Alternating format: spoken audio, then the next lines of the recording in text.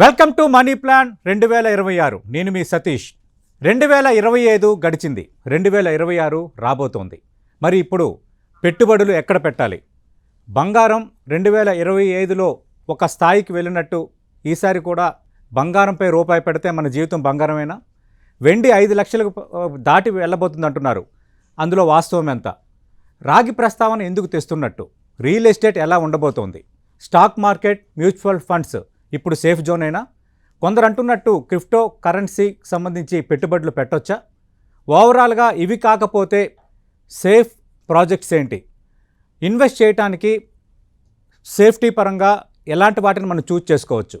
వీటికి సంబంధించి ఇన్ డీటెయిల్డ్గా కొత్త సంవత్సరంలో వ్యూవర్స్ అందరికీ క్లారిటీ ఇవ్వడానికి 10 టీవీ మనీ ప్లాన్ 2026 కార్యక్రమం చేపట్టింది. దీంట్లో భాగంగా మనతో పాటు ఉన్నారు ఈ రంగానికి సంబంధించి లబ్ధ ప్రతిష్ఠులు, విశ్లేషకులుగా ఉన్నారు మేకా వెంకట్ గారు, స్టాక్ అనలిస్ట్, అలాగే ప్రభు గారు, stock analyst, business analyst Nagendra Sai గారు కూడా డిబేట్లో జాయిన్ అవుతున్నారు.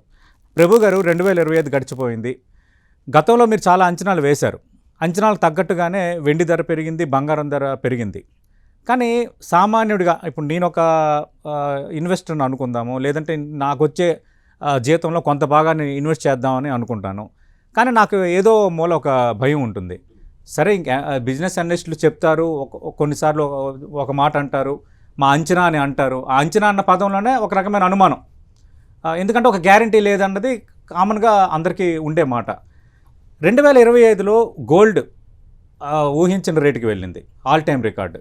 2 వెండి, అసలు వెండి అనేది ఎప్పుడు కూడా ఒక సామాన్యంగా మనం చూస్తాం, కానీ బంగారంతో ఈక్వల్గా వెండిపై కూడా ఇన్వెస్ట్ చేయొచ్చు అని 2025 మనకి చెబుతోంది. కానీ రియల్ ఎస్టేట్కి సంబంధించి కొందరిలో కొంత పెదవిరుపు ఉంది. But where as stock market, mutual funds మీద కొంత అవగాహన పెరిగింది, ఎక్కువ మంది ఇన్వెస్ట్ చేశారు. నాకు తెలిసిన ఫ్రెండ్స్ చాలామంది ఇన్వెస్ట్ చేశారు, ఎప్పుడు పెట్టనిది. కానీ ఇంకా స్టాక్ మార్కెట్ మీద కొంత భయాలు అయితే వెంటాడుతున్నాయి. కొత్తగా క్రిప్టో కరెన్సీలు రావటము, ఇంకా రకరకాల వేలో ఇన్వెస్ట్ చేస్తే ఎక్కువ డబ్బులు వస్తాయని చెప్పటం, ఇదంతా కామన్గా జరుగుతుంది. 2026 మనీ ప్లాన్లో ఇన్వెస్టరు ఎక్కడ రూపాయి పెడితే బెస్ట్? ఫస్ట్ మనం గోల్డ్, సిల్వర్ కోసం మాట్లాడుకుందాం. 2025లో ఉన్నట్టుగానే గోల్డ్కి రాబోతున్న ఇయర్ కూడా బంగారమయమేనా, లేదంటే కొంచెం హెచ్చు తగ్గులు ఉండొచ్చా? కొంత వివరిస్తారా? అంటే గోల్డ్ కౌన్సిల్ కూడా చెప్పింది నెక్స్ట్ 15 to 30%, నెక్స్ట్ ఈ ఇయర్ కూడా 26 రావచ్చని. ఎందుకంటే ఎక్స్ట్రీమ్ పెరిగిపోయిందండి. సో కొనే వాళ్ళకి కూడా భయం వేస్తుంది కదా. సో ఇప్పుడు ఇన్వెస్ట్మెంట్ పరంగా యాంగిల్లో గోల్డ్ చూడొద్దంట నేను. అవసరార్థం మనకి ఏదైనా కావాలి అనుకున్నప్పుడు దానికి ప్లాన్స్ ఉంటాయి. ఇమీడియట్గా అయితే ఒక ప్లాన్, లేదా టైం ఉంది అంటే ఈటీఎఫ్స్ పెట్టుకొని గోల్డ్ ఈటీఎఫ్స్ అలా పెట్టుకుంటే బెస్ట్. అంటే ఇప్పుడు ఎక్కువ కొంటాము, కొని ఏం చేస్తామండి, లాకర్లో పెట్టుకుంటాం. It's dead investment. ఎక్కువ పెట్టుకున్న గోల్డ్ లోన్ కూడా రాదు కదా, కొత్త రూల్స్ వస్తున్నాయి. సో గోల్డ్ అంత అవసరం లేదు, అవసరార్థమే పెట్టుకోండి, అంతకు మించి వద్దు. ఇన్వెస్ట్మెంట్ పరంగా యాంగిల్ అంటే 100% మీరు సిల్వర్ లో పెట్టుకోవచ్చు. సో ఎందుకు అంటే కన్స్ట్రక్టివ్ గా పెరుగుతోంది. ఇదివరకు అంతకు ముందు మనకు ఫస్ట్ 75 వచ్చినప్పుడు పారాబోలిక్ పాత్ తీసుకొని బాగా పడిపోయింది. అప్పుడు పొజిషన్స్ బట్టి వచ్చింది కానీ ఇట్లా పెరగలేదు. సో ప్రెసెంట్ అయితే ఇండస్ట్రియల్ కన్సంప్షన్ పెరుగుతుంది. మీకు ఏ ఐటమ్ తీసుకున్నా, ఎలక్ట్రానిక్స్ తీసుకున్నా, ఫార్మా తీసుకున్నా, ఏ సెక్టర్ తీసుకున్నా దాంట్లో ఈ సిల్వర్ అనేది ఎక్కువ వాడుతున్నారు. అంటే ప్రొడక్షన్ ఏమో తక్కువైపోయింది, మైనింగ్ తక్కువైంది, సప్లై డిమాండ్ పెరిగిపోతుంది. సో డిమాండ్ పెరిగినప్పుడు ఆటోమేటిక్ గా రేట్ పెరుగుతుంది కదా. ఇప్పుడున్న కంపెనీలకే ఉన్న సప్లై తక్కువ ఉంది. సో ఫ్యూచర్ లో నెక్స్ట్ 5 years మనం అనుకుంటే ఆ వచ్చే కంపెనీలకు కూడా ఆ పర్సంటేజ్ సరిపోవట్లేదు. సో ఆ డిమాండ్ అనేది ఇంకా పెరుగుతూనే ఉంటది, రేట్ అనేది ఇంకా పెరగచ్చు. కానీ నెక్స్ట్ మనం 2 lakhs దాకా అనుకున్నప్పుడు 2 lakhs రీచ్ అయింది. సో ఇక్కడ నుంచి మళ్ళీ నెక్స్ట్ టార్గెట్ అంటే 2.5 పెట్టుకోవచ్చు. అంటే అప్పటి పొజిషన్ బట్టి మళ్ళీ మార్కెట్ స్ట్రాటజీలో ఏదైనా మార్పులు వస్తే పారాబోలిక్ పాత్ వస్తుంది దాంట్లో. So we should be very careful in silver పెట్టేటప్పుడు. ఎందుకంటే డౌట్ వచ్చిందా, ఏదో ఒక లెవెల్లో ఎగ్జిట్ అయితే బెస్ట్. ఎందుకంటే మనం ప్రాఫిట్ లోనే ఉంటాం కాబట్టి. సో ఎవరైనా ఈ యాంగిల్ చూస్తే బెస్ట్. అంటే yellow is dominating, white is dominating yellow అనుకోవచ్చు. మీరిద్దరే కాదు, నేను కూడా ఉన్నానని కాపర్ కూడా జాయిన్ అయింది. కాపర్ దానికి ఇప్పుడు ఎలాయిస్ మెటల్ అంటే అల్యూమినియం కానీ, మిగతా మెటల్స్ కూడా మెటల్స్ అన్ని పెరుగుతున్నాయండి. Okay. దీనికి అనుగుణంగా మనకి ఈక్విటీ మార్కెట్ ని ఎలా చూడాలి? అవును. మెటల్స్ ఎప్పుడు పెరుగుతాయి? అన్సర్టనిటీ ఉన్నప్పుడే మెటల్స్ పెరుగుతాయి. So Okay. ఈక్విటీ మార్కెట్ కొంచెం ఇబ్బంది పడుతుందా? ఎందుకంటే ట్రేడ్ డీల్ జరగాలి. ఇంత మటుకు అదిగో పుల్లి ఇదిగో తోకున్నారు, ఇప్పుడు దాకా ఏం లేదు. అవును. సో ఆయనే చెప్పారు కదా, ట్రంప్ గారే చెప్పారు తొందరగా చేసుకుందాం అన్న ఉద్దేశంతో. అది మరి లేట్ అవుతోంది. ఓకే. సో అది ఎంత త్వరగా అయితే బెస్ట్. అది అయ్యి ప్లస్ ఐఎన్ఆర్ మనకి కంట్రోల్ వస్తుంది. మొన్నటిదాకా అంటే డాలర్ రిజర్వ్స్ తగ్గించుకొని గోల్డ్ రిజర్వ్స్ పెంచుతున్నాం. గోల్డ్ మనమే కాదు, వరల్డ్ మొత్తం కూడా. రైట్. సో ఈ రీసెంట్ కూడా బాండ్ కూడా ట్రెజరీలో కూడా యుఎస్ లో మనం బాగా అమ్మాం, చైనా ఇండియా బాగా అమ్మేసాం. సో అమ్మేసినప్పుడు 9150 ఐఎన్ఆర్కి వెళ్ళినప్పుడు ఓకే. డాలర్స్ కూడా మనం విక్రయించాం. సో అందుకని మెజర్స్ అనేది ఆర్బీఐ తీసుకోవాల్సిందే. డెఫినెట్లీ ఓవర్ ఎ పీరియడ్ చిన్నగా 75 to 70 వచ్చే అవకాశాలు ఉంటాయి. ఓకే. సో ఈ ఏదైనా కానీ equity is the best and always any time. ఎందుకంటే మార్కెట్ పడుతున్నప్పుడు ఇది అవకాశం, సదవకాశం. అవును. తమిళియన్స్ కి అమావాస్యలో ఇన్వెస్టర్స్ కి మార్కెట్ పడినప్పుడు ఆ అవకాశాన్ని అందిపుచ్చుకోమంటాను. ఎందుకంటే మనం అనుకున్నప్పుడు మంచి రేట్లో రావు. అవును. సో ఆ మార్కెట్ ట్రెండ్ ని మనం పట్టుకోవాలి కాబట్టి, సో అవి తగ్గినప్పుడు నాలెడ్జ్, డిసిప్లిన్, పేషెన్స్ ఈ మూడు ఉండాలి ఎవరికైనా. రైట్. ఇవి ఉన్నాయనుకోండి, దానికి టైం ఇచ్చామా మార్కెట్ ట్రెండ్ మనం కానీ పట్టుకున్నాం. మీరు అంటున్నట్టు మూడోది ఉండటం లేదు. అంటే ఇన్వెస్టర్ కాన్సెన్స్ ఎట్లా ఉంటుందంటే, నేను ఇప్పుడు రూపాయి పెట్టాను, నాకు ఇమీడియట్ గా ప్రాఫిట్ కనిపించాలి రావండి. ఇమీడియట్ ఆలోచనలో చాలా మంది ఉంటున్నారు. మన ట్రెండ్ మార్కెట్ పట్టుకోదు. మార్కెట్ ట్రెండ్ మనం పట్టుకోవాలి. రైట్. పట్టుకున్నప్పుడు పేషెన్స్ ఉన్నప్పుడు డెఫినెట్ గా ఈల్డ్స్ అనేది వస్తాయి. సో లాంగ్ టర్మ్ అనుకంటే ప్రెసెంట్ పాస్ట్ రికార్డ్ తీసుకుంటే మీరు ఆ సంవత్సరం కానీ 2 years కానీ మార్కెట్ ఇవ్వండి, నెక్స్ట్ ఇయర్ 3 years కలిపి వచ్చింది. So it's record is there. Okay. So మనకి పేషెన్స్ కనుక ఉంచుకొని మంచి టైంలో డౌన్ లెవెల్లో ఇన్వెస్ట్మెంట్ చేసి ఫండమెంటల్స్ ఉన్న స్క్రిప్ట్స్ ప్రైజెస్ విల్ డిఫర్. ఆ థింగ్ కిందకి వచ్చినప్పుడు మనం పికప్ చేస్తే డెఫినెట్ గా మంచి ఈల్డ్స్ వస్తాయి. రైట్. అంటే వెంకట్ గారు ఇక్కడ రాగి ప్రస్తావన తెచ్చారు. అంటే కాపర్ కూడా నేను కూడా ఉన్నాను మీకు పోటీలో అని అంటుందని ప్రభు గారు అన్నారు. ఇప్పుడు వెండి అనేది మంచి ప్రాఫిట్స్ కనిపిస్తున్నాయి, కొంతవరకు ఆచితూచి మనం పెట్టుకోవచ్చు అని ప్రభు గారు ఒక మాట చెప్పారు. కానీ ఇప్పుడు కాపర్ని మనం కొనుక్కొని పెట్టుకోలేము. కాపర్ని ఇప్పుడు ఏ విధంగా ఇన్వెస్ట్ చేయాలన్నది ఒక పాయింట్. ఎందుకు కాపర్కి అంత మళ్ళీ రేట్ వచ్చే ఛాన్స్ ఉందని మీలాంటి అనలిస్టులు అంచనా? యాక్చువల్గా అన్సంగ్ హీరో ఇక్కడ ఎవరంటే కాపరేనండి. మనం ఈ ఇయర్ కనుక గమనిస్తే 2025 కనుక గమనిస్తే ఓకే, గోల్డ్ పెరిగింది, సిల్వర్ పెరిగింది, అలాగే ఎవరికి తెలియకుండా కాపర్ కూడా పెరిగింది. గోల్డ్ సిల్వర్ పెరిగిన దానికన్నా కూడా కాపర్లో రిటర్న్స్ ఎక్కువ వచ్చినాయి. Hindustan copper example, Hindustan copper కనుక తీసుకుంటే ఆల్మోస్ట్ 120% రిటర్న్స్ ఇచ్చిందండి. గ్రేట్. ఇయర్ మా ఏప్రిల్లో లో చేసింది. ఏప్రిల్ లో దగ్గర నుంచి ఇప్పుడు వరకు చూసుకుంటే 120% రిటర్న్స్లో హిందుస్థాన్ కాపర్ ఉంది. వచ్చి అన్సంగ్ హీరో ఎవరో దాన్ని ఊహించలేదు. ఓకే. కాపర్తో పాటుగా నెక్స్ట్ ఇంకోటి ఉందండి unsung hero, Hindustan zinc. Okay. So దాన్ని కూడా చాలామంది అంటే ఎక్కువ మంది పట్టించుకోలేదు, కానీ గోల్డ్ సిల్వర్ కన్నా కూడా అద్భుతమైన రిటర్న్స్ ఇచ్చిందండి పర్సంటేజ్ వైజ్గా. నేను చెప్తాను, అర్థమైంది. కరోనా తర్వాత నుంచి కనుక మన మార్కెట్ చూసుకుంటే 2020 తర్వాత నుంచి చూసుకుంటే మెటల్ సెక్టర్ అనేది చాలా అద్భుతమైన రిటర్న్స్ ఇచ్చిందండి. మెటల్ సెక్టర్ ఓవరాల్గా చూసుకుంటే మనకి 620% రిటర్న్స్ ఇచ్చిందండి metal sector, which is very highest అండి ఉన్న వాటిలో అన్నిటికన్నా కూడా. దాంట్లో మనం హిందుస్థాన్ కాపర్ వచ్చేసి 19-20% అబ్సల్యూట్ రిటర్న్స్ ఇచ్చింది. హిందుస్థాన్ జింక్ 435% రిటర్న్ ఇచ్చింది. నేషనల్ అల్యూమినియం కూడా అవాయిడ్ చేశారు కానీ చాలా మంది, అది కూడా చాలా అద్భుతమైన రిటర్న్స్ ఇచ్చిందండి. 1020% అబ్సల్యూట్ రిటర్న్స్ ఇచ్చిందండి. ఓకే. అదే టైంలో గోల్డ్ వచ్చేసి మనకి 263% రిటర్న్ ఇస్తే సిల్వర్ వచ్చేసి 550% రిటర్న్ ఇచ్చింది. సో ఇక్కడ చూసుకుంటే మనకి clear winner is Hindustan copper అండి. మీరు మంచి ప్రశ్న అడిగారు. కాపర్ అనేది చాలా మంది అంటే దృష్టిలో పడలేదు, కానీ చాలా అద్భుతమైన పర్ఫార్మెన్స్ ఇచ్చింది, చాలా మంచి రిటర్న్స్ ఇచ్చింది. కాపర్, అల్యూమినియం అండి రెండు కూడా. సో నెక్స్ట్ కమింగ్ ఇయర్స్లో ఎలా ఉండబోతుంది అంటే డెఫినెట్గా ఇవి ఇంకా పర్ఫామ్ చేయడానికి ఎక్కువ ఛాన్సెస్ ఉన్నాయండి. మేజర్గా ఇండస్ట్రియల్ యూసేజ్ ఎక్కువైపోయింది కాపర్లో. అండ్ రెండోది ఏదైతే సిల్వర్ ప్రైస్ పెరిగిపోతున్నాయో దానికి ప్రత్యామ్నాయంగా కాపర్ కూడా వాడుతున్నారు. ఓకే. అండ్ గోల్డ్ ప్రైస్ పెరిగిపోయిందండి, మనందరికీ తెలిసిందే. మనకి ఇండియాలో ఏంటంటే 22 క్యారెట్లను 18 క్యారెట్లు అంటేనే దాన్ని అసలు తక్కువ రకంగా చూస్తాం మనం. అవును. సో ఇప్పుడు పెరిగిన పరిస్థితుల్లో అందరూ ఏం చేస్తున్నారండి, 9 క్యారెట్ 14 క్యారెట్. గవర్నమెంట్ కూడా ఏం చేసింది, హాల్ మార్క్ అనేది మీరు 14 క్యారెట్కి 9 క్యారెట్ కూడా ఇవ్వచ్చు అని చెప్పేసి రూల్ ఇచ్చేసింది. ఓకే. ఇదివరకు ఏంటంటే 18 క్యారెట్ వరకే ఉండేది. సో ఇప్పుడు ఈ పెరిగిన ధరల్లో చాలా మంది మధ్యతరగతి వాళ్ళు 14 క్యారెట్ అండ్ 9 క్యారెట్లోకి వచ్చేస్తున్నారు. ఓకే. సో 14 క్యారెట్ 9 క్యారెట్ అంటే ఏంటంటే దాంట్లో మిక్స్ అయ్యేది మనకి కాపరే. ఓహో రైట్ ఓకే. సో కాపర్ మిక్సింగే ఉంటుందండి. సో కాపర్ యూసేజ్ పెరిగిపోతుందండి. అర్థమైంది. ఎల్లో ప్రెషియస్ మెటల్ ఏదైతే మనకి పెరిగిపోయిందో దానికి Okay. ప్రత్యామ్నాయంగా కాపర్. ఇప్పుడు కాపర్ కొంచెం తక్కువలో దొరుకుతుంది కాబట్టి దాన్ని మిక్సింగ్ ఎక్కువ చేస్తున్నారు. ఓకే, అంటే వెంకట్ గారు ఇప్పుడు గోల్డ్ నాకు కావాలంటే నేను షాప్కి వెళ్ళి కొనుక్కుంటాను, రైట్. వెండి కావాలంటే నేను పక్కనే షాపులో ఉన్నాయి, నేను అవైలబుల్ ఉంది. బట్ కాపర్ నేను ఎలా కొనాలి, ఎలా కొనుగోలు చేయాలి అన్నది ఫర్ ఎగ్జాంపుల్కి ప్రభు గారు కానీ నాగేంద్ర సాయి గారు కానీ గతంలో చెప్పిన ఇప్పుడు చెప్పిన ఈటీఎఫ్స్, తర్వాత డిజీ గోల్డ్, డిజీ సిల్వర్ ఇట్లా కొన్ని యాప్స్ వచ్చాయి. కానీ ఈ కాపరు, జింకు, అల్యూమినియం మీద ఎట్లా పెట్టుబడి పెట్టాలో నా అలాంటి వ్యక్తికి కూడా నాకు కూడా తెలియదు రియల్లీ. కరెక్ట్ అండి. అది కొంచెం వివరిస్తారా? సో సామాన్య మానవుడికి వీటిలో పెట్టుబడి పెట్టాలంటే తెలియదు కాబట్టి దీనికి సంబంధించి మనకి ఈటీఎఫ్స్ ఉన్నాయండి. ఓకే. నిఫ్టీ మెటల్ ఈటీఎఫ్ ఉంది. సో నిఫ్టీ మెటల్ ఈటీఎఫ్లో మనం పెట్టుబడి పెట్టుకోవచ్చు అండి. Okay. So Nifty metal ETF performance కనుక చూసుకుంటే లాస్ట్ 10 years కూడా మనకి 21.71% సిఏజిఆర్ ఇచ్చింది. ఓకే. ఇయర్ కూడా 22.58% సిఏజిఆర్, అంటే కన్సిస్టెంట్గా ఇయర్లీ పర్ఫార్మెన్స్ ఇస్తుంది. సో దాంట్లో పెట్టుబడి పెట్టుకోవచ్చు. రెండోది కొద్దిగా అవగాహన ఉంటే హిందుస్థాన్ కాపర్, హిందుస్థాన్ జింకు లేకపోతే నేషనల్ యూనియన్ లాంటి స్టాక్లో మనం పెట్టుబడి పెట్టుకోవచ్చు. స్టాక్స్ రూపంలో కొనుక్కోవచ్చు. ఓకే. సో ఇవి అద్భుతమైన రిటర్న్స్ అయితే ఇచ్చినాయి అండి, ఇప్పటి వరకు కూడా ఇచ్చినాయి. అండ్ కమింగ్ డేస్లో కూడా భవిష్యత్తులో కూడా మంచి రిటర్న్స్ ఇవ్వడానికి ఛాన్స్ అయితే ఉన్నాయి. రైట్, ఖచ్చితంగా మిగతా కూడా మనం మాట్లాడదాం.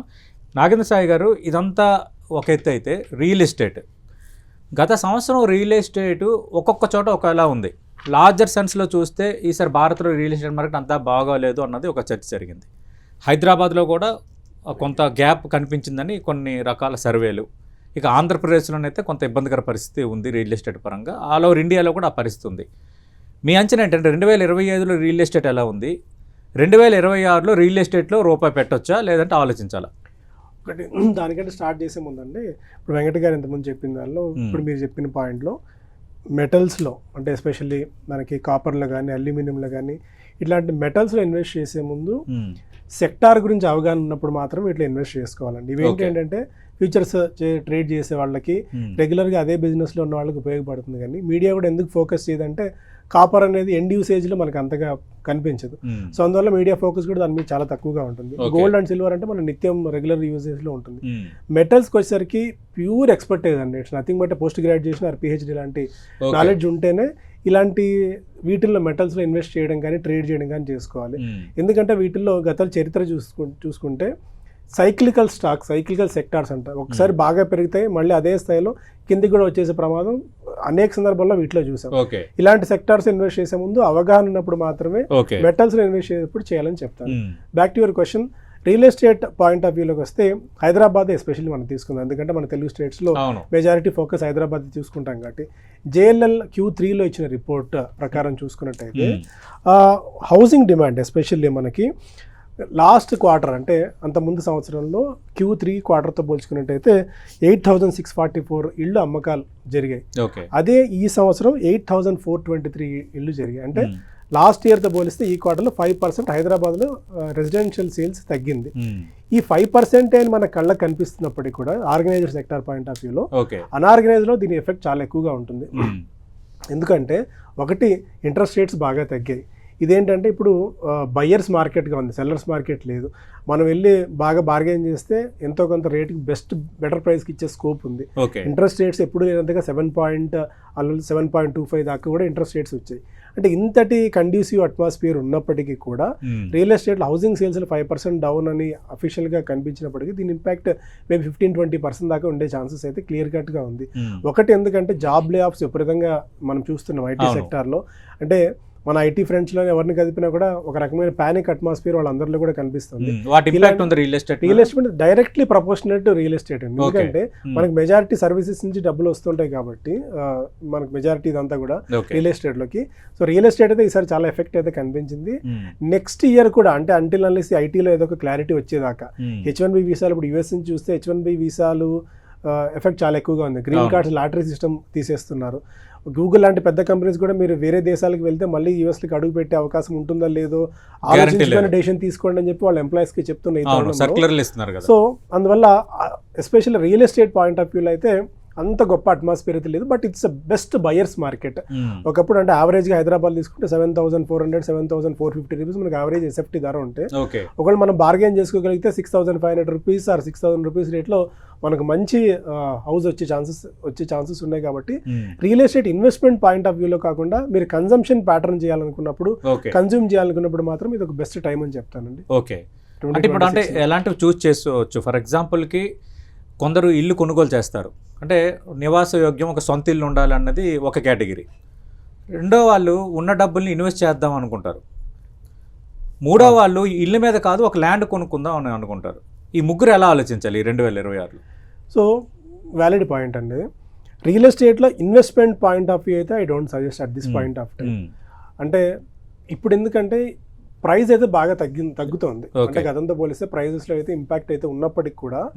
బట్ ఈ పాయింట్ ఆఫ్ టైంలో ఇన్వెస్ట్ చేసి, అంటే ఇప్పుడు మీరు ₹1,00,00,000 ఇన్వెస్ట్ చేశారు, సో ఎంత ₹1,00,00,000 ప్రాపర్టీ అయినా కూడా నెలకి మీకు హార్డ్లీ 25,000 రూపీస్ రెంట్ వస్తుందా, 30,000 రూపీస్ పర్ మంత్ రెంట్ వచ్చినా కూడా ఓవరాల్గా yearly it will come around 3,60,000. అంటే మనకు రిటర్న్ పాయింట్ ఆఫ్ వ్యూలో చూసుకుంటే 3 to 4% కూడా రిటర్న్ వర్కౌట్ కాదు.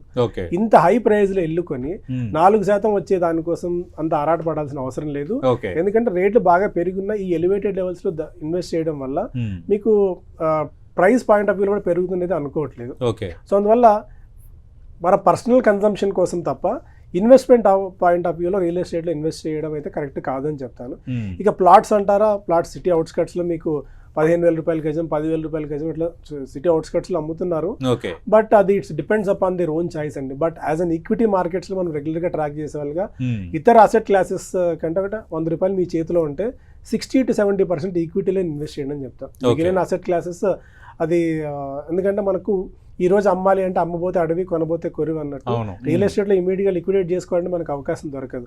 అదే స్టాక్ మార్కెట్స్లో కానీ గోల్డ్లో కానీ మెటల్స్ ఉంటే మన డబ్బులు ఉంటే పొజిషన్స్ ఇమీడియట్గా స్క్వేర్ ఆఫ్ చేసుకుని రేపటికల్లా మనం డబ్బులు తెచ్చుకునే అవకాశం ఉంటుంది. కాబట్టి యాజ్ అన్ ఈక్విటీ మార్కెట్ రెగ్యులర్గా ఆర్డెంట్ ఫాలోయర్ అండ్ ఈక్విటీ మార్కెట్స్ని రెగ్యులర్గా ట్రాక్ చేసే వాళ్ళగా we prefer equity market investments rather than other asset classes. Right, దానిపైన కూడా మనం డీటెయిల్గా మాట్లాడదాం. అసలు ఈక్విటీ మార్కెట్లో ఏం పెట్టాలి, ఎలాంటి వాటిని ఏ రంగాలకి ఇస్తారు బాగుంటుంది, అవన్నీ కూడా మాట్లాడదాం.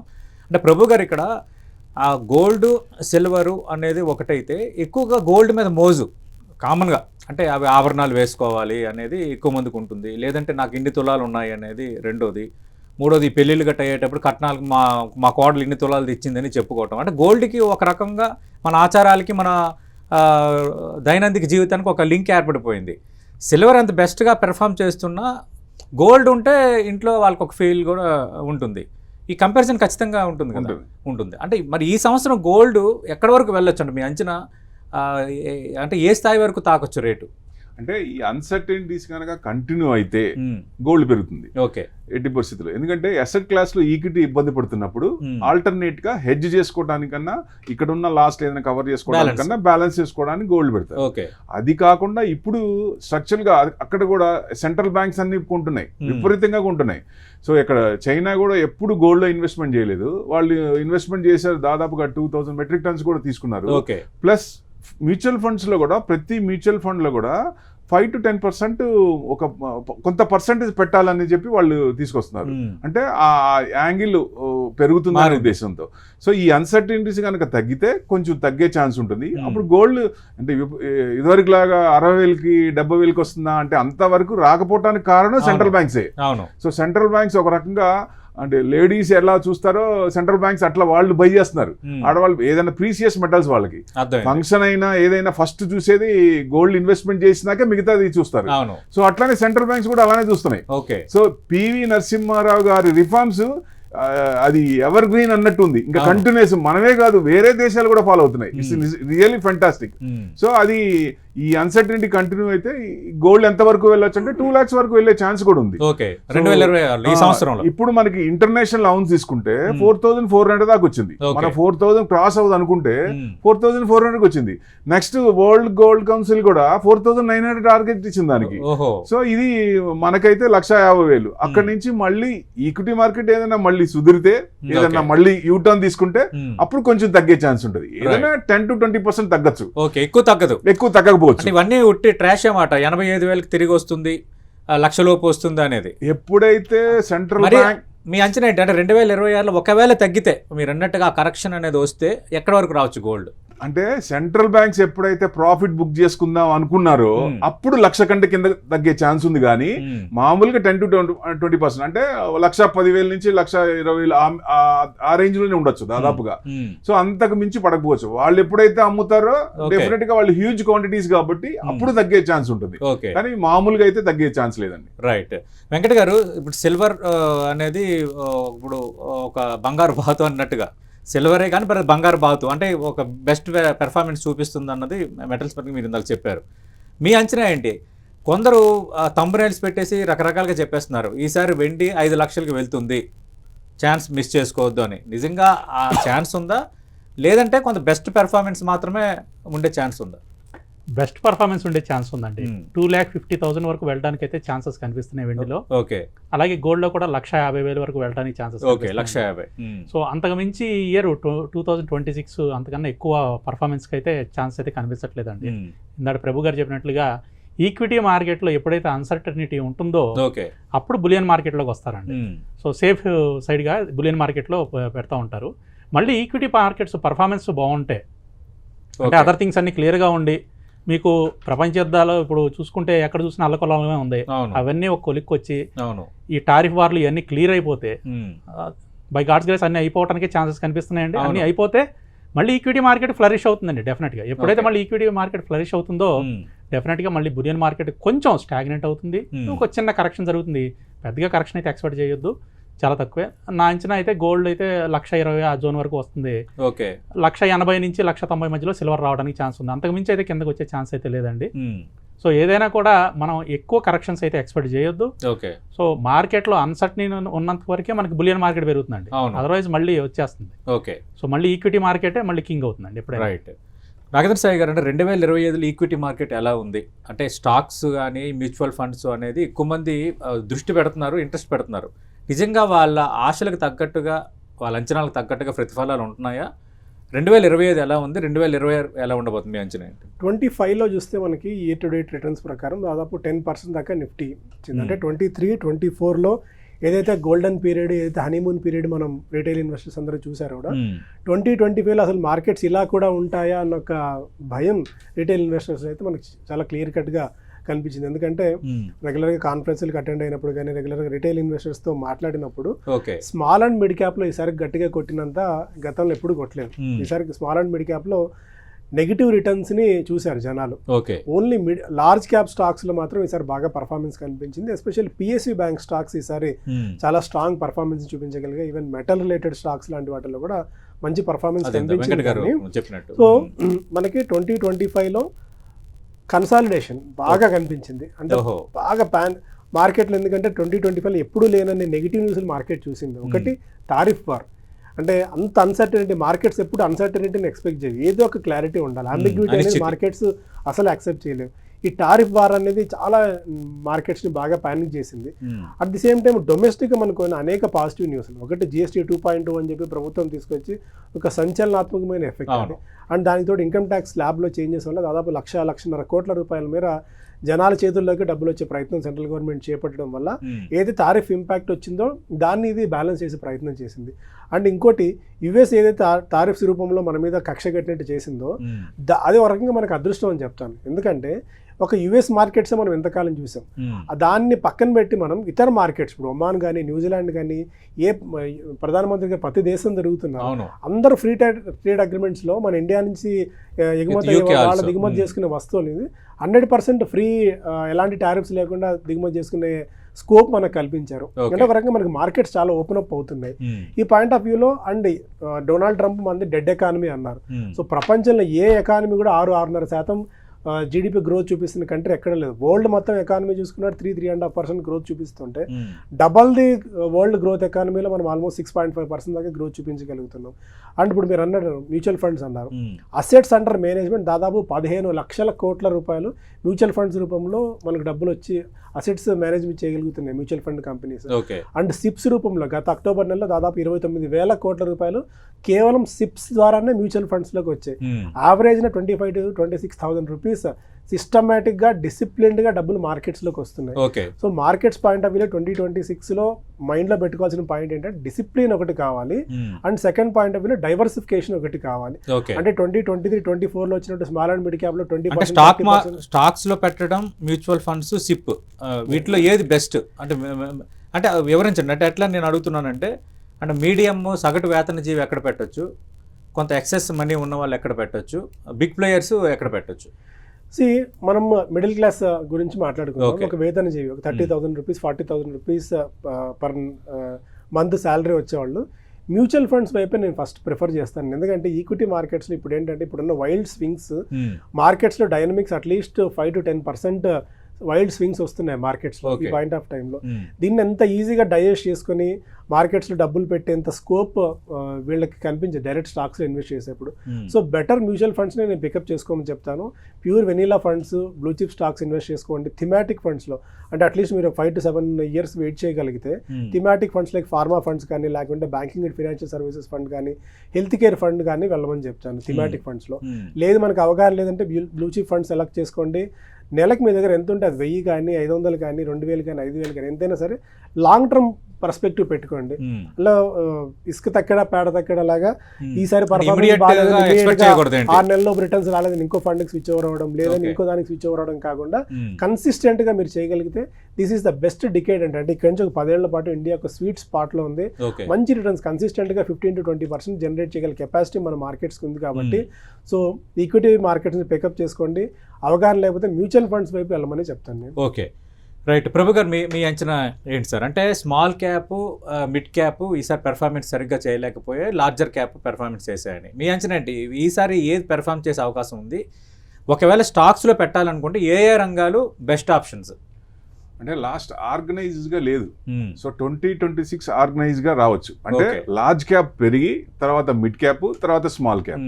సో ఈ సీక్వెన్స్ ఉన్నప్పుడు స్ట్రాంగ్ గా ఉన్నట్టు ఫండమెంటల్ గా మూడిట్లో సేఫ్ జోన్ ఉన్నట్టు ఆ సీక్వెన్స్ గా రావాలి. సో ఆ రకంగా ఇప్పుడు 2026 లో రావచ్చు అనేది. ఎందుకంటే యుఎస్ చూసాం అనుకోండి, కొంచెం అక్కడ డీడాలరైజేషన్ అవుతుంది. ఓకే.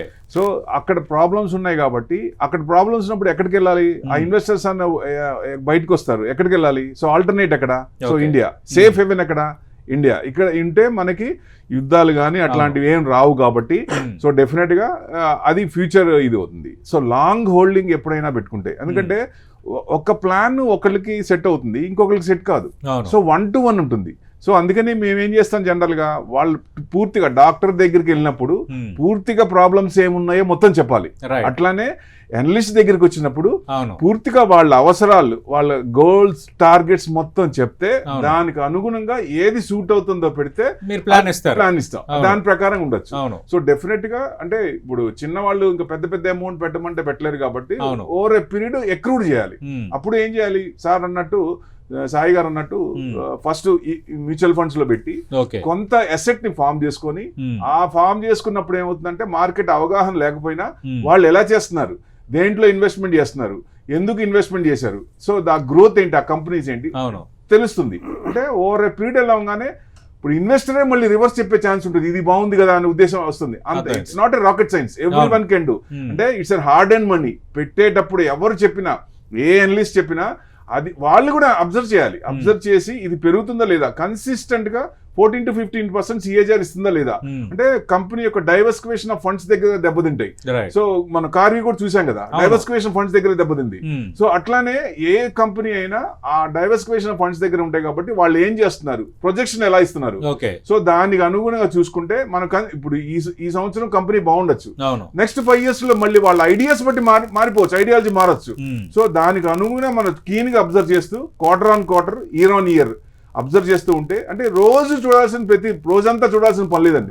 సో డెవలప్మెంట్స్ ఏమున్నాయి, ఏం జరుగుతుంది అని చూస్తే చాలు. 100% ఉంటారు. ఈక్విటీలో వచ్చినంత ఇది ఇంకోటి రాదండి. 100% ఈక్విటీనే. ఎందుకంటే ఇప్పుడు అందరూ ల్యాండ్ కొనాలంటే ల్యాండ్ ఉంటుందా? కొనలేదు. పోనీ కొనాలనుకున్న 1.5-2 కోట్లు ఉన్నాయి కదా, ఫ్లాట్ కొనాలంటే 1.5 ఉంది. సో అంత పెట్టి కొనలేరు. సో ఆల్టర్నేట్ గా 5 లక్షలు 10 లక్షలు దాని పెర్ఫార్మెన్స్ ప్రతి గంటలో మీరు చూసుకోవచ్చు, అంటే ప్రతిరోజు చూసుకోవచ్చు మీరు పెర్ఫార్మెన్స్. అవునండి. అవసరమైనప్పుడు డబ్బులు రావు. సో రియల్ ఎస్టేట్ లో అయితే అదే ఈక్విటీ చూడండి, మీకు సేఫ్టీ బ్యాంకుల్లో కంటే ఈక్విటీ బెస్ట్. ఎందుకంటే మీకు తెలియకుండా ఒక షేర్ అన్న బయటకు రాదు. సో డెఫినెట్ గా మన ఇమీడియట్ లిక్విడేషన్ ఉంది, ఇవాళ అమ్మితే నెక్స్ట్ డే వస్తుంది, డబ్బులు వచ్చేస్తున్నాయి నెక్స్ట్ డే మార్నింగ్ కల్లా. ఒకవేళ నెక్స్ట్ మేబీ డిసెంబర్ ఎండింగ్ కి అమ్మిన గంటలో డబ్బులు వస్తాయి, లిక్విడేషన్ ఉంది, మనకి ఇంకేం కావాలా?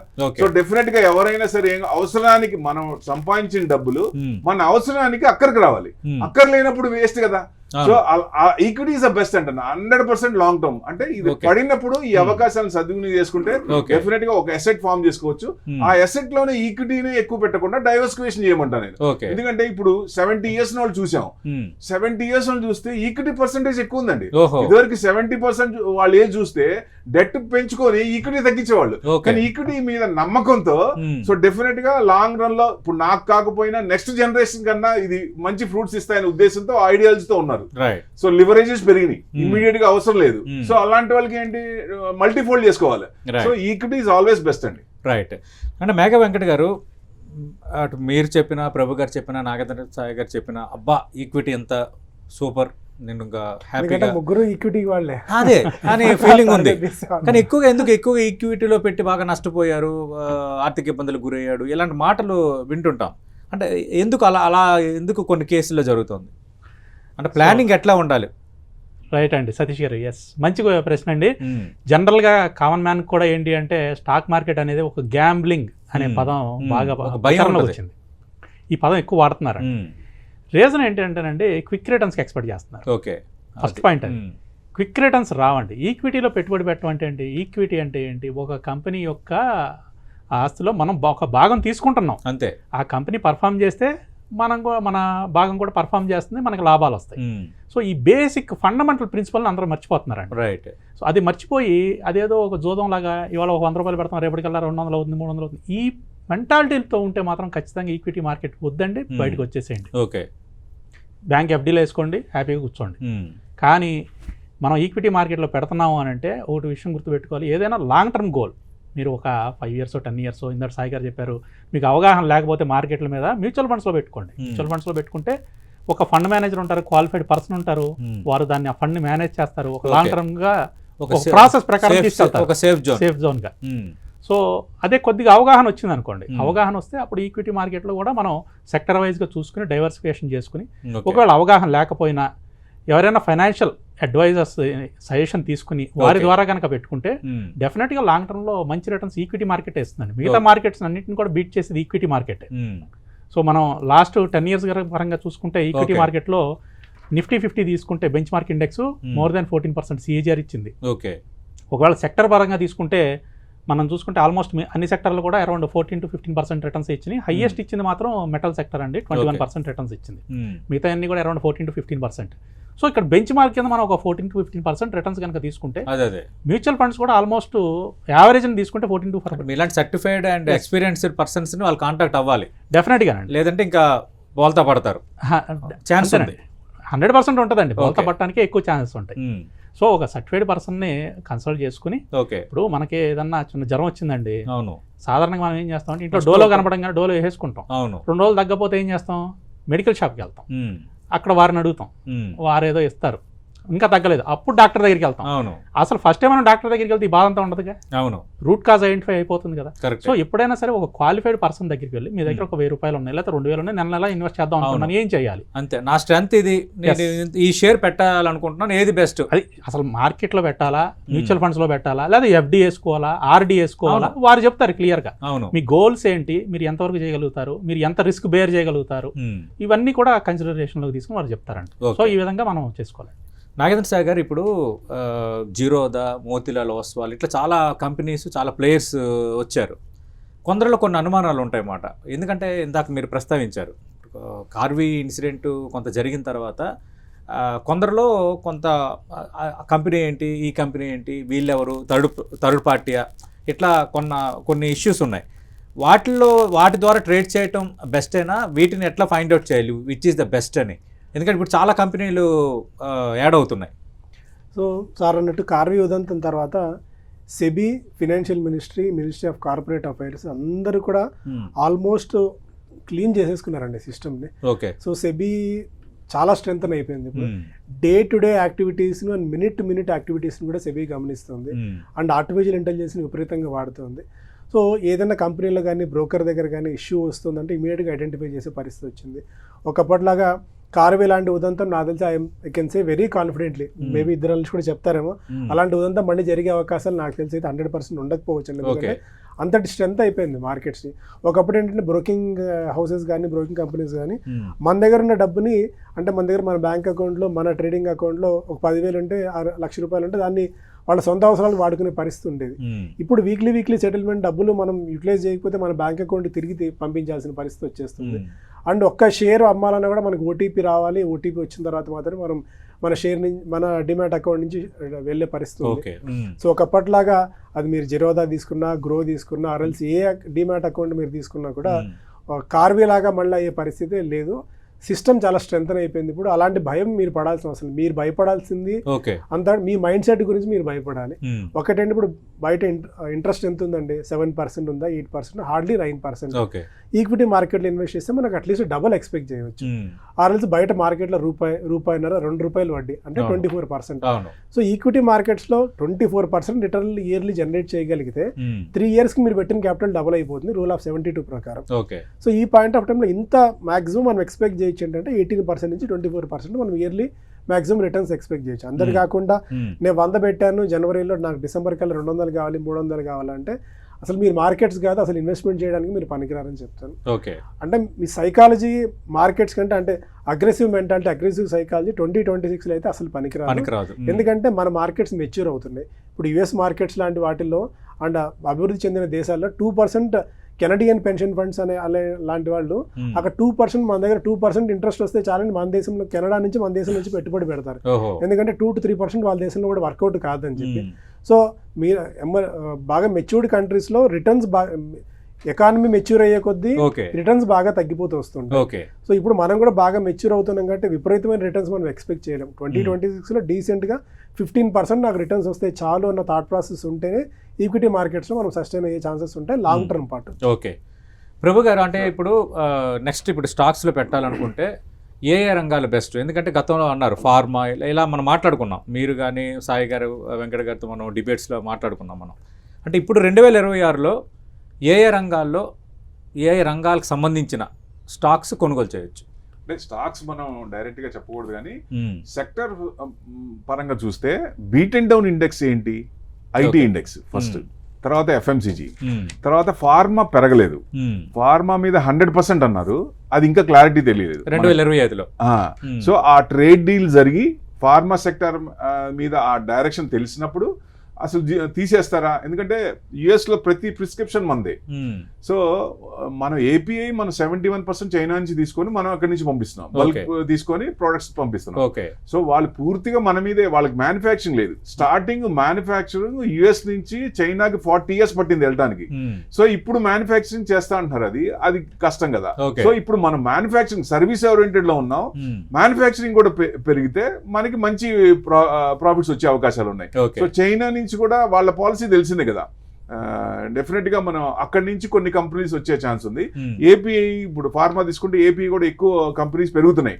సో నెక్స్ట్ ఈ సెక్టార్స్ అన్ని, వాటిల్లో ఏవైతే మంచి సెక్టార్స్ ఉన్నాయో కన్సిస్టెంట్ గా, ఎందుకంటే ఏ కంపెనీ అయినా వచ్చిన ప్రాఫిట్స్ ని షేర్ హోల్డర్స్ కి డిస్ట్రిబ్యూట్ చేయాలి, డైవర్సిఫికేషన్ చేయకుండా. సో అక్కడే మెయిన్ కొన్ని కంపెనీలు ఉన్నాయి, అలాంటి కంపెనీస్ మనం ఇన్వెస్ట్మెంట్ చేసామనుకోండి డెఫినెట్ గా మంచి రిటర్న్స్ వస్తాయి. సో ఆ సెక్టార్లన్నీ చూసుకొని, సెక్టార్స్ ఆల్వేస్ సిక్లికల్, అంటే ఈ సంవత్సరం పెరగని, ఈ సంవత్సరం పెరిగినాయి, సో నెక్స్ట్ ఇయర్ పెరుగుతాయి. సో ఆ సెక్టర్ లో ఇన్వెస్ట్మెంట్ చేస్తే షార్ట్ టర్మ్ లో కొంచెం వచ్చే ఛాన్స్ ఉంటుంది. ప్లస్ మన క్లయింట్ ఇదిని బట్టి కూడా అవసరం ఎప్పటికీ నాకు 1 year ఉండాలా, లేకపోతే 2 years లో నాకు కావాలి, రేపు పిల్ల పెళ్లి పెట్టుకున్నారు, ఏదో ఫంక్షన్ ఉంది, నాకు 1 year లోపల కావాలంటే కొంచెం జాగ్రత్తగా పెరగని ఏదో చూసుకొని ఆ సంవత్సరం ఏముంటాయో, ఇప్పుడు 100% ట్యాక్స్ తెలిసింది అనుకోండి ఫార్మా మీద, 100% పెట్టచ్చు. 1 year లో మంచి రిటర్న్స్ వస్తాయి. ఫార్మాలో పెరిగితే విపరీతంగా వస్తాయి కంపెనీస్ కూడా, డివిడెండ్ కూడా బాగా ఇస్తారు వాళ్ళు. సో అట్లా అలాంటి వాటిలో చేసుకుంటే బెస్ట్. ఇంకోటి కార్వి జరిగింది, ఇంకోటి జరగదండి సాయి గారు ఎట్టి పరిస్థితుల్లో. ఎందుకంటే అక్కడ పూల్ అకౌంట్ ఉంది, పూల్ అకౌంట్ ఉంది కాబట్టి మిస్యూజ్ అయింది. ఆ పూల్ అకౌంట్ తీసేసింది సెబీ. సో డెఫినెట్ గా ఫ్యూచర్ లో ఇలాంటిది ఉండు, బిందాస్ తడిగుడ్డేసుకొని కూర్చోవచ్చు, మన Okay. డబ్బులు ఎక్కడికి పోవు, Right. మన రూపాయి ఎక్కడికి పోదు. రైట్. ఒకవేళ బయటికి వెళ్తుంది అంటే NSDL అలర్ట్ అవుతుంది, CDSL అలర్ట్ అవును. అవుతుంది, మెసేజ్లు వస్తాయి ఇమీడియట్ గా. కానీ మన గతంలో ఆ point- పరిస్థితి ఉండేది కాదు. ఇప్పుడు అవును, నేను కూడా కొన్ని స్టాక్స్ లో పెట్టినప్పుడు ఇప్పుడు ఆ వస్తున్నాయి మనకి ఎవరి వీక్, ఎవరి 15 డేస్కో, ఎవరి మంత్కో మొత్తం మెయిల్ అవునండి. వచ్చేస్తుంది. నువ్వు ఎక్కడ స్టాక్స్ పెట్టావు, ఈ మంత్ పెర్ఫార్మెన్స్ ఎట్లా ఉంది అనేది ఈజీగా మనకి కనిపిస్తుంది. అవునండి. ఇప్పుడు రియల్ ఎస్టేట్ లో పెట్టాం, ఉమ్, ఇమీడియట్ సేల్ అదొక ఎత్తు అయితే, అవును. ఈ రియల్ ఎస్టేట్ కూడా చాలా ఇబ్బందులు ఉన్నాయి కదా. ఉమ్, ఇప్పుడు డబుల్ రిజిస్ట్రేషన్ ఇట్లాంటివి ఉన్నాయి. అదే డీమెట్ లో మీకు ఎక్కడ ఉందా, పొరపాటున మనకి అనలిస్టులు ఎవరితో హైర్ కాకుండా ఉమ్, మన ఓన్ గా ఏదైనా న్యూస్ తెలియకుండా ఏదైనా కంపెనీ కొంటే అలాంటి కంపెనీలు ఏదైనా నష్టపోవాలి కదా, అందుకని డైవర్సిఫికేషన్ చేయమంటాం అక్కడ. ఓకే. సో డెఫినెట్ గా ఒక పాలసీ ఉంది, ఆ పాలసీ ప్రకారం ఎవరైనా ఇన్వెస్ట్మెంట్ చేస్తే ఉమ్, మంచి వెల్దియెస్ట్ పర్సన్ అవ్వచ్చు. Okay. మనం ఇప్పుడు ఏమి లేకపోయినా ఓవర్ ఏ పీరియడ్ మనకి టార్గెట్స్ బట్టి వెల్త్ క్రియేట్ చేసుకోవచ్చు. రైట్. సో ఉన్న వాళ్ళు దాన్ని డబుల్ ఫోల్డ్, ట్రిపుల్ ఫోల్డ్ చేయాలంటే ఏం చేయాలనేది పాలసీ. రైట్. అంటే వెంకట్ గారు ఇప్పుడు చాలా మంది అవేమి కాకుండా కేవలం ఐపీఓల మీద ఉంటారు రోజు. అంటే ఏ ఐపీఓ వస్తుంది, ఐపీఓ లిస్ట్ అయినప్పుడు మాకు కొంత ప్రాఫిట్ వస్తుంది, తర్వాత దాన్ని ఇది చేసేస్తారు. అది బెస్ట్ ప్రాక్టీస్ అయినా దానిపై కొంత క్లారిటీ ఇస్తారు. ఇనీషియల్ గెయిన్స్ కోసం అయితే ఐపీఓకి వెళ్ళొచ్చండి. ఉమ్, సో మనం చూసుకుంటే లాస్ట్ 4-5 ఇయర్స్లో కూడా చాలా ఐపీఓస్ ఇనీషియల్ గెయిన్స్ అయితే ఇచ్చినాయి. ఓహో. అంటే 80% of the IPOs initial gains ఇచ్చినాయి అండి. లిస్టింగ్ అయిపోయిన తర్వాత మనం గెయిన్స్ తీసేసుకుని బయటకు వచ్చేలాక అయితే మీరు ఐపీఓస్లో ఉండొచ్చు. ఉమ్, అలా కాదు కంటిన్యూస్గా నేను ఐపీఓలో తక్కువ రేటుకి వస్తుంది కదా ఇది తీసుకుని లాంగ్ టర్మ్ ఉంటాను అంటే మాత్రం ఉమ్, చాలా క్షుణ్ణంగా దాని గురించి అవగాహన ఉండాలండి. ఓకే. అది చాలా తక్కువ మందికి ఉంటుంది కాబట్టి నేను అది సజెస్ట్ చేయను. ఉమ్, ఇనిషియల్ గెయిన్స్ కోసం అయితే ఐపీఓస్కి వెళ్ళొచ్చు. ఓకే. అంటే ఇప్పుడు మనం ఈ ఏడాది చూసాం ఇండిగోలో ఏర్పడిన సంక్షోభంతో ఒక్కసారిగా ఇండిగో షేర్లన్నీ పడిపోయాయి. రైట్. అంటే టాప్ బ్రాండ్ అనుకున్నవి కూడా ఒక్కసారి ఏదో ఒక కారణంతో డౌన్ అవుతున్నాయి. మ్మ్. అలాంటి భయాలే కొందరికి అంటే స్టాక్స్ మీద పెట్టాలా లేదా అన్న గోడ మీద ఉండిపోతున్నారు వాళ్ళు. అటు దూకాలే ఇటు వెళ్ళాలా అనే దీని మీద. అలాంటి వాళ్ళకి ఏం చెప్తారు? లాంగ్ టర్మ్ ఇవ్వండి. మనం ఇందాక కూడా చెప్పుకుంది అదే, షార్ట్ టర్మ్లో వచ్చే ఒడిదుడుకులను మనం పట్టించుకోవద్దు. మీరు లాంగ్ టర్మ్గా పర్స్పెక్టివ్గా చూసుకోండి. ఓకే. ఇప్పుడు ఇండిగోలో వచ్చింది ఒక టీ కప్లో తుఫాన్ లాగా మీరు గమనిస్తే ఉమ్, ఇప్పుడు మళ్ళీ షేర్ రికవరీ అవుతుందండి. ఇప్పుడు Right. ఎలిగేషన్స్ అన్ని క్లియర్ అవుతున్నాయి, అన్నీ అవుతుంది. ఇప్పుడు ఒక ఇండిగో అనే కాదండి, టారిల్ అనే ఒకటి ఉంది, ట్రాన్స్ఫార్మర్స్ అండ్ రెక్టిఫైర్స్, దాని మీద కూడా ఎలిగేషన్స్ వచ్చినాయి. Okay. నైజీరియాలో ఏదో కరప్షన్ జరిగింది అని చెప్పేసి. ఉమ్, సో ఇలాంటివన్నీ ఏంటి అంటే ఒరిజినల్గా వచ్చినాయి. అంతకుముందు మనం అదానీలో కూడా చూసాం ఇదే పరిస్థితి. అవును. అదానీలో కూడా ఒక్కసారి చూసాం, షేర్లు పడిపోయి పడిపోయింది. దాని తర్వాత క్లియర్ అయిపోయింది, మళ్ళీ అదానీ షేర్లు అంతే స్పీడ్గా పెరుగుతూ ఉన్నాయి. ఉమ్, సో ఇవన్నీ ఏంటి అంటే షార్ట్ టర్మ్స్ అండి. అవును. అయితే అందులో వాస్తవం ఎంత కూడా గమనించాలి. అవును. ఇప్పుడు మనం ఒక వ్యాపారం హెడ్లైన్ చూసేసరికి మన గుండె గుబ్బేలమంటది. కరెక్ట్. ఒక్కసారిగా పడిపోయిన అదాని షేర్లు Hmm. అంటే సరే అదాని కొనేవాడు అందరూ ఇంకా ఆలోచిస్తారు అనవసరంగా పెట్టండిరా బాబు అని. కానీ అంటే ఇంకా కొంచెం వెయిట్ చేద్దాము, బెస్ట్ గాని పెర్ఫామ్ చేస్తుంది అన్నది అప్పటికి ఆ థాట్ రాదు. సో ఈ టైంలోనే మనం ఒక ఇన్వెస్ట్మెంట్ అడ్వైజర్గా సలహాలు తీసుకుంటే, రైట్. సార్ మనం ఇది ఉంచుకోవాలా లేదా, అసలు ఈ కంపెనీ పరిస్థితి ఏంటి, అవును. దీని గురించి కొద్దిగా ఇన్డెప్త్గా మాకు ఎక్స్ప్లెయిన్ చేయండి అంటే అప్పుడు వారు కూడా మీరు- దాన్ని చెక్ చేస్తారు, చూసుకుని అసలు తీసేయాలా ఉంచాలా, నిజంగా ఈ కంపెనీలో అలాంటివి జరిగినాయా లేదా వారికి ఉన్న సమాచారాన్ని బట్టి చెప్తారు. రైట్. అలా మనం ఉంచుకోవచ్చు. ఓకే. అలాగే మనం 2026లో కూడా చూసుకుంటే మేజర్గా ఈ హెల్త్ అండ్ ఫార్మా కొద్దిగా స్టేబుల్గా పర్ఫామ్ చేయడానికి ఎక్కువ ఛాన్సెస్ ఓకే. కనిపిస్తున్నాయి. ఈ రంగంలో మనం స్టాక్స్ కొనుగోలు చేయడానికి చేసుకోవచ్చు. ఆసక్తి చూపించవచ్చు. స్టేబుల్గా ఉంటుందండి. తర్వాత చూసుకుంటే ఫైనాన్షియల్ సెక్టర్ అండి, ఓకే. ఇది కొంచెం బాగా పర్ఫామ్ చేయడానికి ఎక్కువ ఛాన్స్ కనిపిస్తుంది. ఉమ్, తర్వాత కన్జ్యూమర్ డ్యూరబుల్స్ అండి. ఓకే. రీసెంట్గా జిఎస్టీ రిఫార్మ్స్ వచ్చినాయి మనకి. జిఎస్టీలో మనకి ఇప్పుడు కేవలం 2 స్లాబ్లే వచ్చినాయి. అంతకుముందు మనకి 4 స్లాబ్లు ఉండేవి, ఉమ్, 2 స్లాబ్లే వచ్చినాయి. అవును. సో నెక్స్ట్ కన్జ్యూమర్ డ్యూరబుల్స్కి సంబంధించి స్టాక్స్ కూడా పర్ఫామ్ చేయడానికి అంటే ఏంటి సార్ ఎగ్జాంపుల్? అంటే ఇప్పుడు కన్స్యూమర్ డ్యూరబుల్స్ సంబంధించి అంటే ఎలాంటివి? సో కన్జ్యూమర్ డ్యూరబుల్స్లో మీరు ఎఫ్ఎంసీజీ తీసుకోవచ్చు. ఓకే. అలాగే ఎగ్జాంపుల్ కోసం చెప్తున్నా. ఉమ్, సో ఎఫ్ఎంసీజీలో ఉన్న స్టాక్స్ ఇప్పుడు ఎగ్జాంపుల్గా హిందుస్థాన్ యూనిలివర్ తీసుకుందాం అండి ఎగ్జాంపుల్ కోసం. ఉమ్, సో ఇలాంటి స్టాక్స్ అనమాట. ఓకే. సో ఆ సెగ్మెంట్లో ఉన్న స్టాక్స్ నెక్స్ట్ ఇయర్ పర్ఫామ్ చేయడానికి స్కోప్ ఉందండి. మనకి 2025లో ఇవన్నీ కూడా అండర్ పర్ఫామ్ చేసినాయి. ఉమ్, సో నెక్స్ట్ ఇయర్ అవి పర్ఫామ్ చేయడానికి స్కోప్ ఉంది. మేజర్గా ఏంటంటే జిఎస్టీ రిఫార్మ్స్ వల్ల. ఓకే. సో ఇవి మనం చూసుకోవాలండి. రైట్. నాగేంద్ర సాయి గారు, ఇవన్నీ కాదు నాకు ఈ స్టాక్స్ మీద అవగాహన లేదు, మ్యూచువల్ ఫండ్స్ మీద లేదు, ఈ బంగారం వెండి ఇప్పుడు ఎలా ఉంటాయో తెలియదు, ఈ జింక్ అంటున్నారు, రాగి అంటున్నారు, అదేంటో అని ఈ గందరగోళంలో ఉన్న వాళ్ళు కూడా కొందరు ఉంటారు. వాళ్ళకి కేవలం ఎఫ్డీలేనా, ఇంకేమైనా ఆల్టర్నేటివ్స్ ఉన్నాయా? కొంత రిటర్న్స్ తక్కువైనా సేఫ్ గేమ్ అనుకునే వాళ్ళకి మీరు ఇచ్చే సజెషన్ ఏంటి? సేవింగ్స్ బ్యాంక్లో పెట్టుకోవడం ఉంది అంతే. ఎందుకంటే where there is risk there will be equally rewarded. Okay. ఎందుకంటే రిస్క్ లేకపోతే రివార్డ్ ఉండదు. అసలు ఏమాత్రం నేను రిస్క్ తీసుకోలేను, అసలు ఏమాత్రం నాకు రిస్క్ వద్దు అనుకున్న వాళ్ళు ఇంతకుముందు సార్ ఒక మాట మాట్లాడారు, తడిగొడ్డేసుకున్నాడు మేబీ అదే బెస్ట్ ఏమో. ఎందుకంటే మార్కెట్స్లో కొద్ది గొప్ప రిస్క్ ఉంటుందండి, రిస్క్ లేకుంటే రివార్డ్ అయితే ఉండదు. సో ఇప్పుడు ఎందుకంటే సిస్టమ్స్ ఒకప్పటిలాగా లేదు, సిస్టమ్స్ ఎంత కొద్దిగా టైట్ అయ్యాయి అండ్ కార్పొరేట్ గవర్నెన్స్ ఇష్యూస్లో సెబీ చాలా స్ట్రాంగ్ గా ఉంది. సో మార్కెట్స్ బాగా చూడటం లేదు, ఇష్యూస్ రావట్లేదు. 6% జీడిపి గ్రోత్ మన దగ్గర చాలా క్లియర్ కట్ గా కనిపిస్తుంది, 6.7%. ట్యాక్స్ స్లాబ్స్ చేంజ్ ఉన్నాయి, వరల్డ్ లో ఏ ఎకానమీ పర్ఫామ్ చేయాలంటే మనం పర్ఫామ్ చేస్తున్నాము. జిఎస్టీ ప్రతి సంవత్సరం ప్రతి నెల దాదాపు 2 లక్షల కోట్ల రూపాయలు జిఎస్టీ రూపంలో మనకు వసూళ్లు అవుతున్నాయి, మ్యూచువల్ ఫండ్స్ రూపంలో డబ్బులు వస్తున్నాయి, అన్ని పాజిటివ్స్ ఉన్నాయి మనకి. సో ఇన్ని పాజిటివ్స్ తెలిసి మనకు మంచి గ్రోత్ ప్రాస్పెక్ట్స్లో మనం ఉన్నాము, మన కంట్రీ గ్రో అవుతుందంటే మన కంట్రీతో పాటు కూడా మనం కూడా గ్రో అవుతానే యాజ్ సిటిజన్ ఆఫ్ కంట్రీగా మనం రివార్డ్ అవుతాం. లేదు భయపడుతున్నామంటే అసలు ఎప్పటికీ మనం మార్కెట్స్ లో కాదు, మన లైఫ్ లో కూడా సక్సెస్ అనేది మనకు ఉండదు. సో రియల్ ఎస్టేట్ ని డిఫరెంట్ గా చూడాలి, గోల్డ్ ని డిఫరెంట్ గా చూడాలి, ఈక్విటీ మార్కెట్స్ ని కూడా డిఫరెంట్ గా చూడాలి.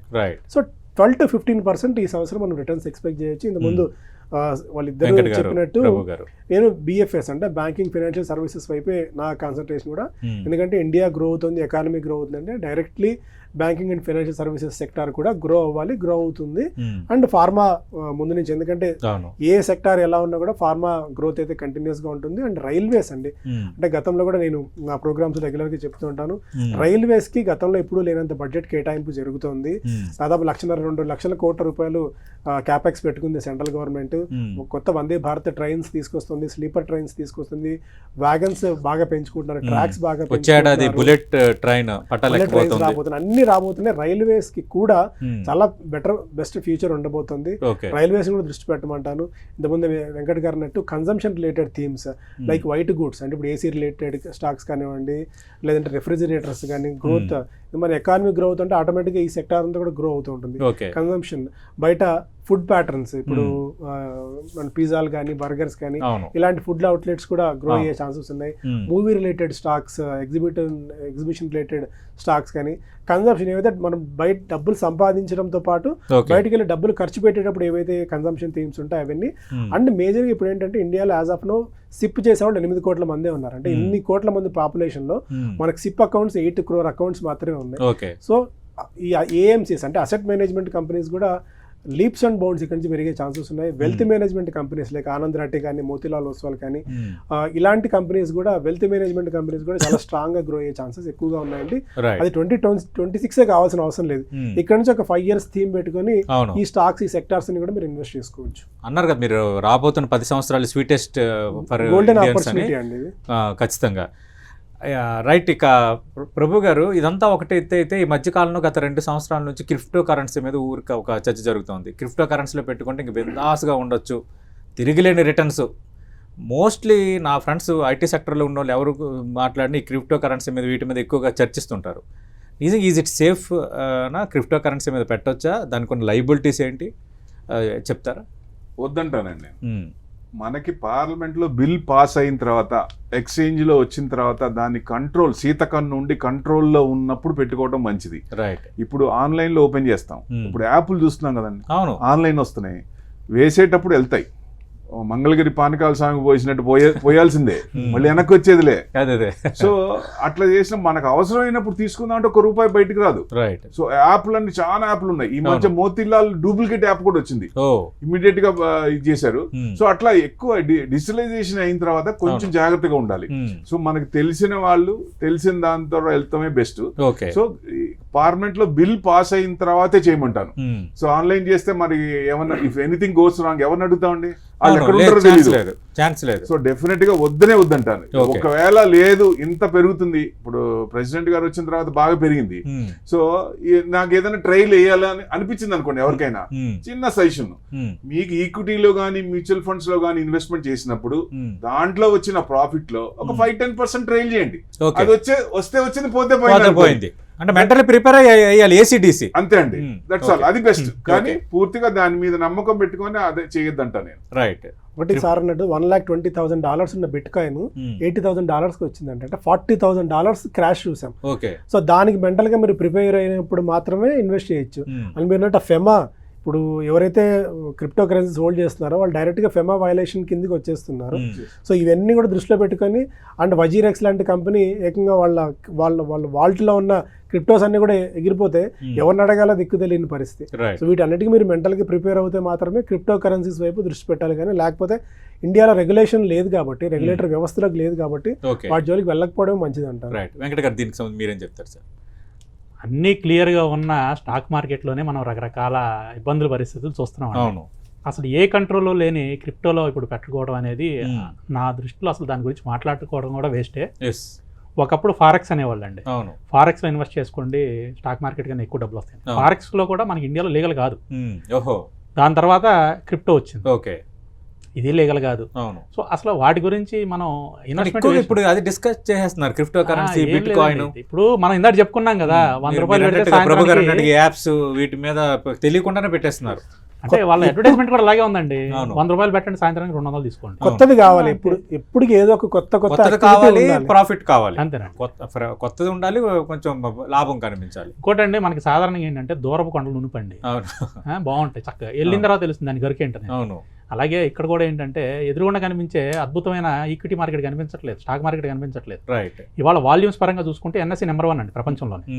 సో దాన్ని వదిలేసుకుని ఎక్కడో ఏదో తెలియని క్రిప్టో కరెన్సీ, అసలు దానికి రెగ్యులేటర్ లేదు, ఎవరు ఆపరేట్ చేస్తారు లేదు, ఎవరిని అడగాలో తెలియదు, దాని గురించి దిక్కుదేవాన లేదు, మన భాషలో మాట్లాడుకుంటాం. ఎగ్జాక్ట్లీ. రైట్.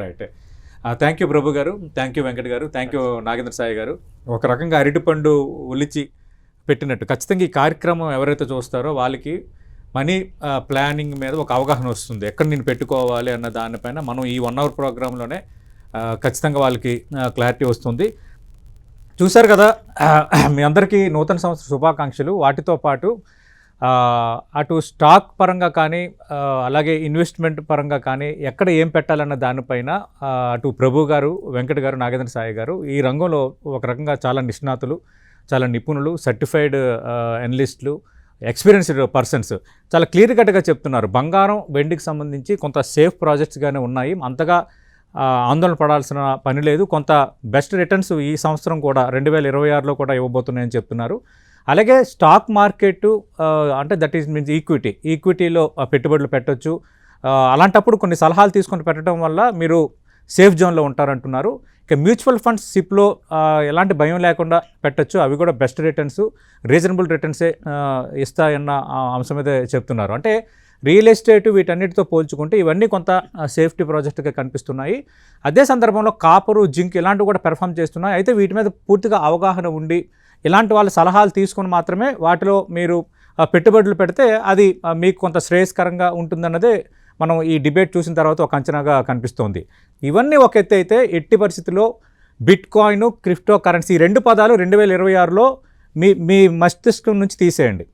ముగ్గురు ఒక యునానిమస్గా చెప్తున్న అంశం ఇదే. ఎందుకంటే దానికి లయబిలిటీ లేదు, ఎవరిని ఏదైనా మోసం జరిగితే ఎవరిని అడగాలో తెలియదు, ఒక గందరగోళ పరిస్థితి ఉంది. అలాగే ఈ క్రిప్టో కరెన్సీ, బిట్ కాయిన్స్ మీద వస్తున్న యాప్స్ విషయంలో మాత్రం చాలా అలర్ట్గా ఉండాలని చెప్తున్నారు. ఎక్కడా కూడా ₹1 పెడితే సాయంత్రం లోపు ₹2 వస్తున్నాయని ఆశపడో అంచనా లేకో ముందడుగేస్తే మాత్రం బోల్తా పట్టడం ఖాయం.